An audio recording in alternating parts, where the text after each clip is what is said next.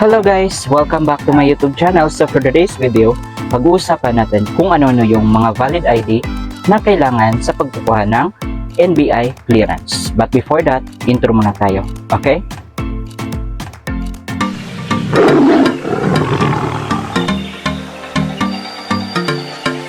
Welcome to Edzicon YouTube channel.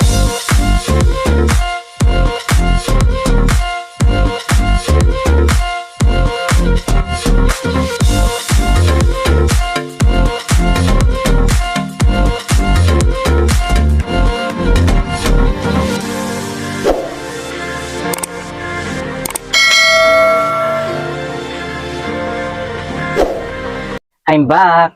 So kung bago ka pa lang sa aking YouTube channel, don't forget to subscribe me and click the notification bell para ma-update ka sa mga videos na i-upload ko. So let's start now. So ano nga ba yung mga valid ID na kailangan sa pagkukuha ng NBI clearance? Pag-usapan niya natin ngayon guys.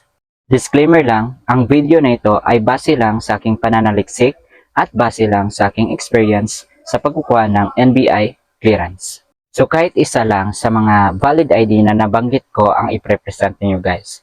Kasi isa lang yung kailangan sa pagkukuha ng NBI clearance.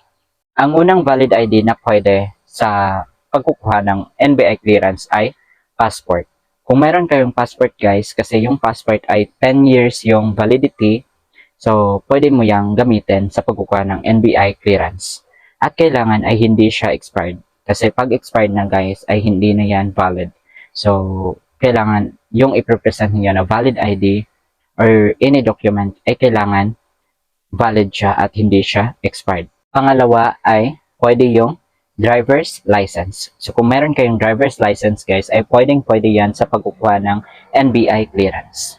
Pangatlo, valid ID na pwede ay yung UMID card or UMID ID. So, kung meron kayong UMID ID guys, ay pwede mo din yang i-present na valid ID sa pagkukuha ng NBI clearance. Pang-apat ay pwede rin yung TIN ID.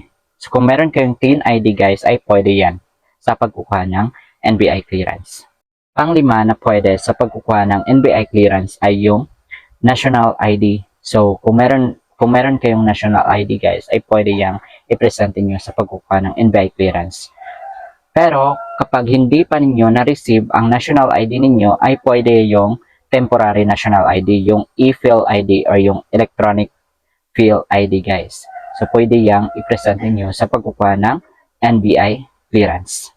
Next is, kung meron kayong postal ID guys, ay pwede rin yang i-present ninyo sa pagkukuha ng NBI clearance. At kailangan yung postal ID ninyo ay hindi pa siya expired at valid pa siya guys.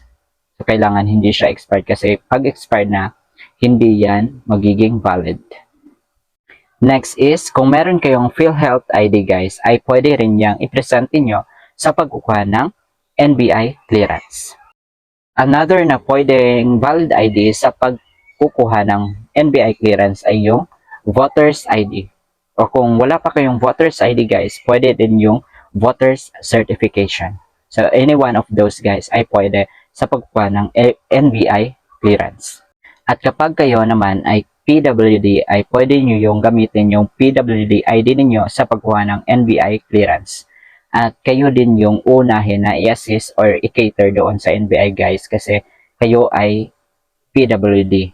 So, kung meron kayong PWD ID at kayo ay PWD, ay pwede nyo yung i-present sa pagkukuha ng NBI clearance.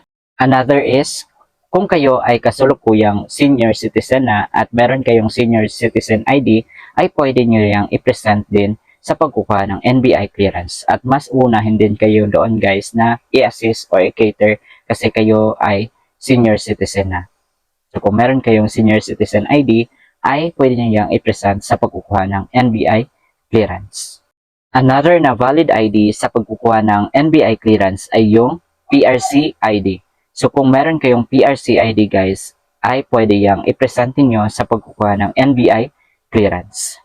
Next is, pwede rin yung PSA birth certificate. So kung meron kayong PSA birth certificate guys, ay pwede nyo yang i-present sa pagkukuha ng NBI clearance. And lastly, ay pwede rin yung police clearance. So kung meron kayong police clearance guys, or kung wala pa kayo, ay pwede rin kayong kumuha ng police clearance kasi pwede yan at tanggap yan sa pagkuha ng NBI clearance. So yun yung mga iba't ibang valid government ID na tinatanggap sa pagkukuha ng NBI clearance. Kung nagustuhan mo ang video na ito, don't forget to subscribe me and click the notification bell para ma-update ka sa mga videos na i-upload ko. So thank you for watching guys. Keep safe everyone. Thank you very much for watching.